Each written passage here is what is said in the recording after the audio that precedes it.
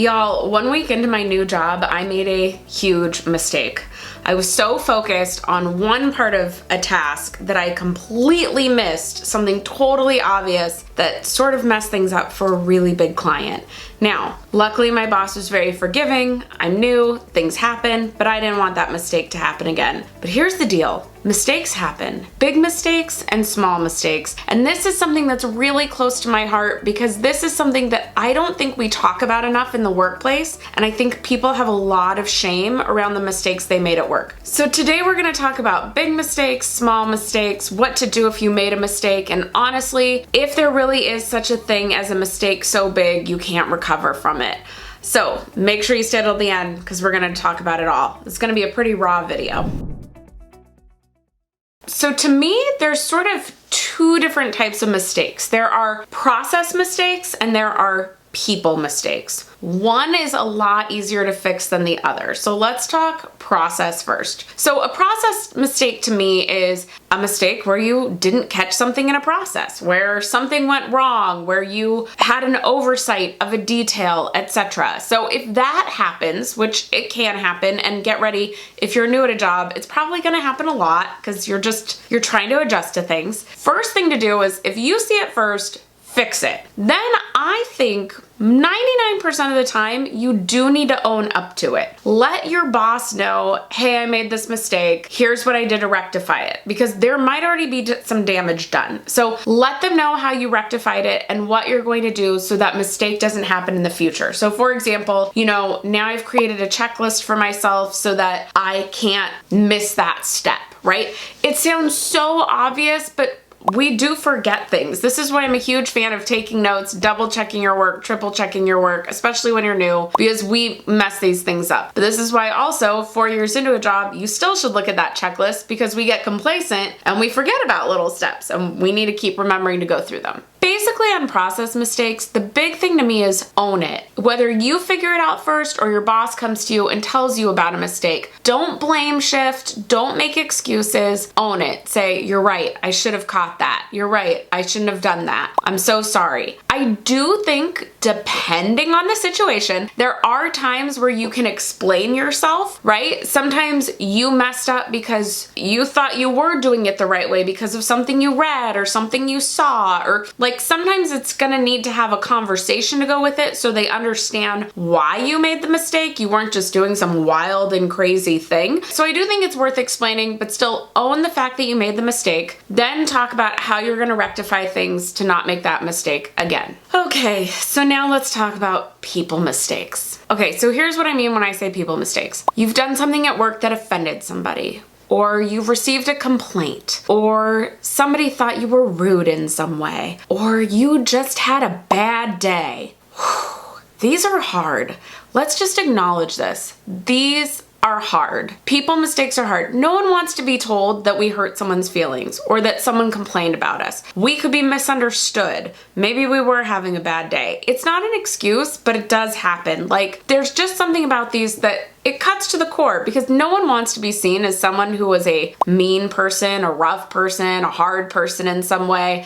And yet, somebody didn't have a good experience with you, and that's hard. And I want to acknowledge that because here's the thing. You are not the first person to have someone make a complaint about them. You are not the first person to have a bad day and maybe not react in the most professional manner at work. It doesn't mean you get to continue that behavior. It doesn't mean you don't need to improve that behavior. But I want you to know you're not alone because there's a lot of shame in this sort of thing. And what I've discovered is nobody talks about the fact that they had complaints about these sorts of things because there's shame. No one's going around telling people like, yeah, I got written up at work, or yeah, I had 5 complaints about me. If you have 5 complaints, that's a problem. But like, yeah, somebody complained about me last month, because there's shame about it. They're not going to tell people. So when it happens to you, you feel like you're the only employee this has ever happened to. And I want you to know you are not. Because here's the thing, we are human. We are messy. We misunderstand, we misinterpret, and we unintentionally offend. Let's be honest, sometimes we just have bad days,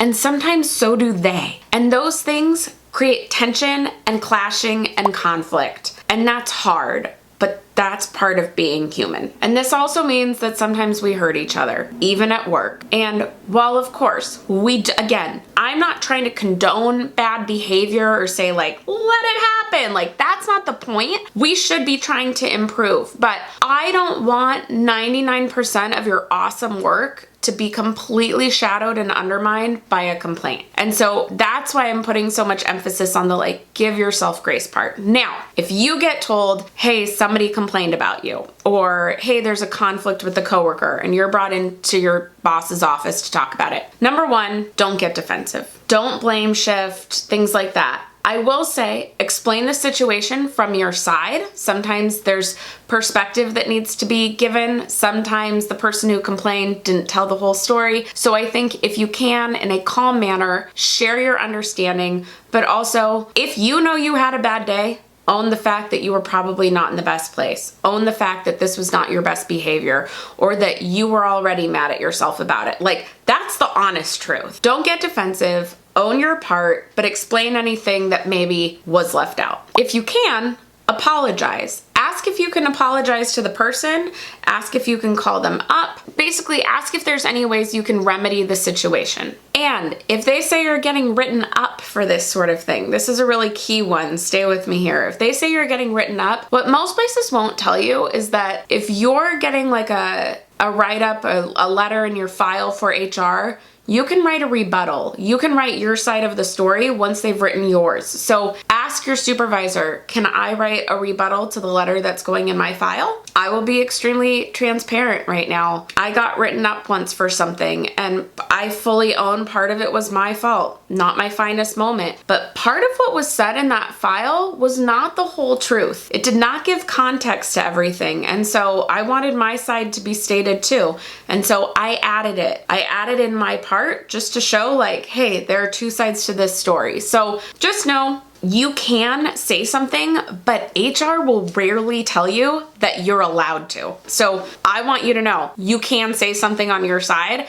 Ask if you can put your side into the file. And then here's the big thing, and honestly, maybe we should have started here, but you're gonna have to give it time. But your reputation can be changed. This is a huge thing to me. I already kind of said this once, I hate that a lot of times work will define, or we will feel defined at work by one mistake, by one time something happened with somebody, or something that happened once 1 year and something that happened once 2 years later. And yet the 2 years of daily work and awesome reviews and awesome success stories gets washed away by two people. And this is why I have a huge hard time with anyone on Instagram or Facebook or YouTube or wherever being like, your reputation is all that you have and you do not want to ruin it. Never ruin your reputation. Well, of course, no one seeks out to ruin their reputation, right? But the second you make a mistake,